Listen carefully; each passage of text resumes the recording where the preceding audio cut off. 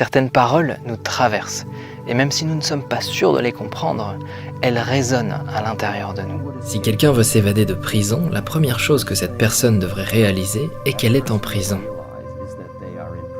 Si elle pense qu'elle est libre, aucune évasion n'est possible. Je me demande quels sont les mots, parmi ceux que vous allez entendre, qui vous marqueront le plus, et à quel point leur influence réveillera ce qui en vous aspire déjà à changer.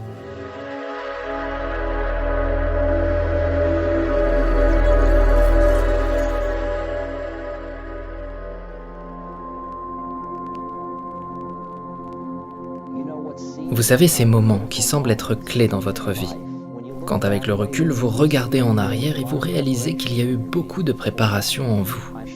Je suis sûr que la première fois que j'ai compris la méthode scientifique, c'était une ouverture pour moi. Je suis sûr que la première fois que j'ai pris des psychédéliques, c'était très certainement une ouverture pour moi. Je suis sûr que le moment où j'ai rencontré mon maître était une ouverture très claire pour moi, parce que j'ai vu en lui les possibilités dont j'avais rêvé les êtres humains être capables.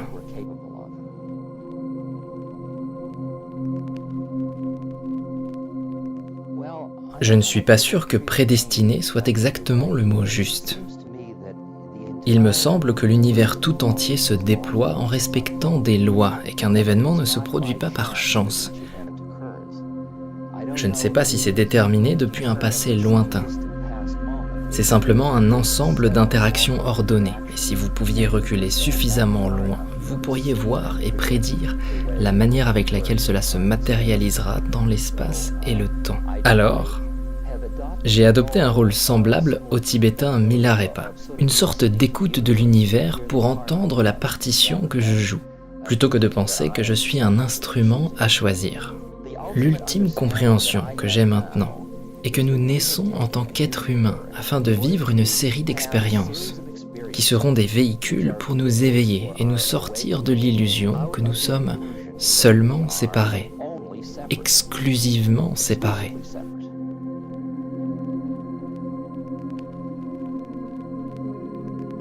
Séparés de la totalité des formes ou de ce qu'on pourrait appeler Dieu, ou la conception sans forme derrière la forme, l'unité, ce qu'on pourrait appeler l'unité. Et il me semble que le voyage vers l'éveil conduit l'unité à passer de cette pensée que la réalité est celle dans laquelle vous avez grandi, quand vos parents vous disaient « reviens à la réalité, ceci est la réalité », jusqu'à céder la place à la compréhension que ceci n'est qu'une réalité relative, qu'il y a de nombreux types de réalités. Ce n'est pas seulement interculturel, mais sous la forme de plans de conscience. Et vous partez de votre identité, avec votre propre séparation. Ce qui est vrai sur un plan, comme ce plan, vous êtes Bernard et je suis Ramdas. Puis nous montons à un autre plan, dans lequel nous pouvons regarder et voir, à un certain niveau, votre corps et mon corps, ce qui forme un plan de la réalité. Nous pourrions changer de canal vers un autre plan, où nous verrions votre personnalité et la mienne, et nous serions dans un domaine psychologique. Nous pourrions passer à un autre canal qui nous permettrait de percevoir votre astrologie. Vous pourriez être Bélier ou Sagittaire ou autre chose. Nous changeons le canal une fois de plus et lorsque je vous regarde dans les yeux, je vois un autre être humain comme moi, mais avec une enveloppe différente, vous voyez ? Puis toutes les différences individuelles deviennent une enveloppe. Ce sont des plans de conscience. Si je change une fois de plus en vous regardant dans les yeux, c'est moi-même regardant un autre moi-même en train de se regarder. Il n'y a qu'un seul nous, en train de se faire croire qu'il y a un plusieurs, si vous préférez. Et le cycle complet part de la multitude vers l'unité, pour finalement revenir à cette multitude et s'intégrer dans les différentes formes individuelles, sans pour autant rejeter le plan physique par tous les moyens.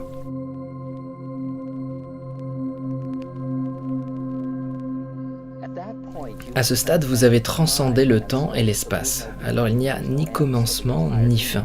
L'image tout entière devient défectueuse. Vous réalisez à ce moment, ça en fait partie. Vous avez transcendé l'espace, vous avez transcendé tout attachement pour une identité séparée.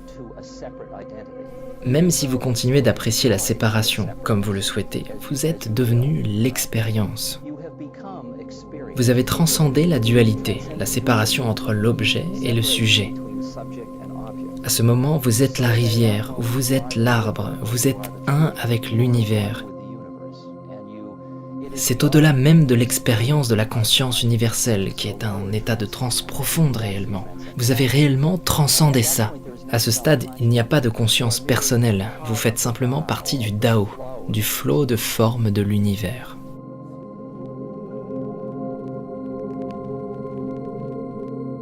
Bien, c'est la question de savoir comment tout a commencé. L'émergence de la forme. Pourquoi la pomme, le péché originel? Parce qu'il n'y a aucune autre possibilité pour une unité de faire l'expérience d'elle-même. Alors elle joue avec la dualité.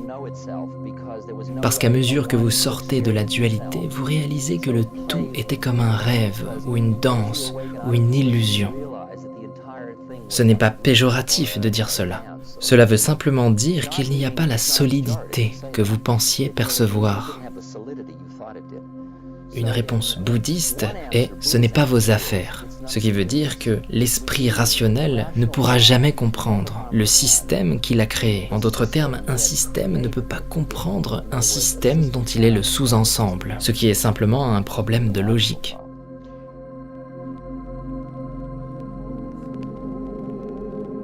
Bien, premièrement, rien n'est séparé de nous.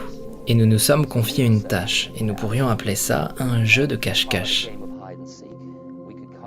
Vous voyez le piège, si vous regardez la roue de naissance et de mort, dans laquelle vous partez de l'unité pour aller vers la multitude, puis vous éveillez pour retourner à l'unité, et ensuite vous vous élevez au-dessus de cette roue. Au-delà de l'espace et du temps, vous voyez que rien ne se passe, il n'y a ni début ni fin. C'est simplement comme si vous regardiez une horloge. À un certain moment, vous pensez qu'il est 5h25, vous pensez que c'est l'heure.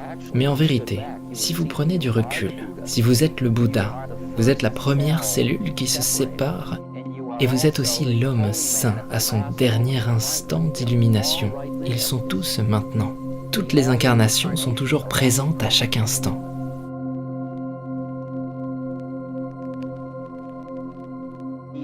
La totalité est, simplement. Dieu est. Dieu ne va nulle part. Il a toujours été, est et sera. Dans un sens, c'est seulement lorsque vous comprenez que c'est inutile que cela devient intéressant. Nous nous accrochons tous au sens de tout ceci, et à quel point c'est important. Mais peut-être n'est-ce pas si important. Peut-être est-ce une exquise beauté d'être, telle que le disait Hermann Hesse dans Le Voyage en Orient. Léo disait, c'est une belle danse, c'est un joli jeu, un jeu exquis, une comédie. En Inde, c'est appelé lila, le ballet, la danse. Mais c'est une fois que la structure s'est effondrée, après que vous ayez transcendé. Pensez à vous-même, comme quelqu'un se rendant quelque part. Je veux dire, si je devais définir qui je suis, je dirais « je m'entraîne à ne devenir personne ». Je m'entraîne à ne devenir personne de spécial, ce qui est issu d'une image zen. Personne de spécial. Ensuite, au-delà de ça, vous revenez dans le jeu.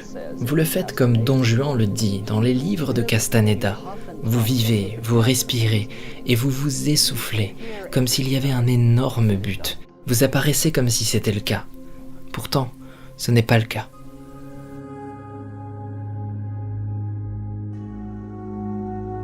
Et après tout ça, il y a certaines personnes qui pourraient se dire « mais à quoi ça sert ?» Parce que on n'a pas forcément tous l'aspiration à se connecter à l'univers. On n'a pas envie forcément de réaliser qu'il existe une dimension plus grande dans l'esprit. On n'a peut-être même pas forcément envie de voir ce qu'il y a à l'intérieur de notre esprit. C'est intéressant de se positionner et de se dire « mais d'accord, mais finalement dans toutes ces discussions sur la spiritualité où on tend à aller vers quelque chose de supérieur, comment est-ce qu'on revient à ce qui est primitif en fait, à savoir ma condition humaine en fait. Comment est-ce que je peux aspirer à m'éveiller à quelque chose de plus grand alors qu'autour de moi il y a de la souffrance et peut-être même qu'en moi-même elle existe cette souffrance et qu'elle n'a pas encore été soignée. C'est tout simplement parce que la souffrance, le contact avec le mal-être, c'est la première étape de ce chemin. Accepter de se confronter à ma souffrance pour la voir non plus comme étant ma souffrance, mais une souffrance vécue quelque part. Alors finalement, ce qui a le plus de sens, peut-être que c'est simplement de commencer par la première étape, à savoir accepter cette posture d'observation. Entraîner réellement l'esprit à adopter cette posture d'observation. Cesser de se mettre à la place du « je suis » pour se mettre à la place du « je contemple », « j'observe ». Et ensuite se décaler même du « j'observe » pour devenir l'observation. Parce qu'en réalité, il n'y a pas de « je », il y a simplement l'observation. J'observe et je vois que là, maintenant, effectivement, il y a un état de souffrance. Mais j'en suis l'observateur. Je ne suis plus pris à l'intérieur de cette souffrance. Je suis l'observation au contact de la souffrance. Et à ce moment-là, je peux réaliser qu'au fond de moi, il existe d'autres parties de moi qui sont pure présence, pur amour, pure compassion, pure vigilance, que jusqu'à maintenant je n'ai pas vu, que jusqu'à maintenant je n'ai pas écouté, que jusqu'à maintenant je n'ai pas expérimenté. Et depuis cet état de présence, depuis cette observation, je pourrais apporter une observation pleine d'amour, une observation pleine de conscience, une observation pleine de compassion. Et plutôt que d'être dans le « j'observe », je serai une observation pleine de compassion. Je serai l'amour qui observe. Il ne s'agit plus simplement d'entraîner l'esprit à l'attention, il s'agit de devenir une attention. Il s'agit d'être une attention. Et il s'agit d'être une attention remplie d'amour, de compassion, d'écoute pour soi. Un peu comme si je pouvais devenir un ami pour moi-même. Un peu comme si je pouvais être cette attention dont j'ai besoin. Un peu comme si je pouvais m'accorder le temps, l'attention, la compassion et l'amour dont j'ai besoin et que je réclame à l'extérieur. Et plus j'entraîne mon esprit comme ça, à se décaler, à se mettre dans une autre posture que la posture habituelle du « je suis, je souffre, je suis victime, j'ai besoin d'être sauvé », quand je sors du « je », que je deviens autre chose, quelque chose de plus vaste, je peux apporter à mon esprit la médecine dont il a besoin. Et ça, c'est extrêmement puissant. Aujourd'hui, il y a des centaines d'études qui montrent l'efficacité de cette posture attentionnelle qu'on appelle souvent méditation, mais qui en fait est simplement une aptitude de l'esprit. Et donc, c'est bien de parler de la spiritualité, d'aspirer au plus grand des sphères, mais si ce premier outil, ce premier élément, cette première aptitude, à aucun moment je l'utilise, à aucun moment je la sollicite, je l'entraîne, mais pourquoi aller ailleurs ? Lorsque vous vous êtes complètement abandonné au divin, vous vous retrouvez au service de tout ce qui existe. Cela devient votre joie et votre loisir, ou votre récréation. Ces paroles peuvent inspirer de profonds changements, mais en les écoutant, on peut avoir la sensation qu'il nous manque quelque chose, comme s'il ne fallait pas simplement les comprendre et les intellectualiser, mais aussi les ressentir et les intégrer dans chacune de vos actions. Alors si ce chemin vous semble pertinent, inspirant ou motivant, je vous invite à le poursuivre en privé. Chaque semaine, j'envoie 1 à 3 articles à un groupe d'explorateurs de l'esprit, dans l'intention de développer les grandes idées abordées ici. Si vous pensez ces lectures susceptibles de vous guider, je vous invite à nous rejoindre. Vous retrouverez mon invitation dans le premier lien, en description. Merci pour votre présence d'esprit.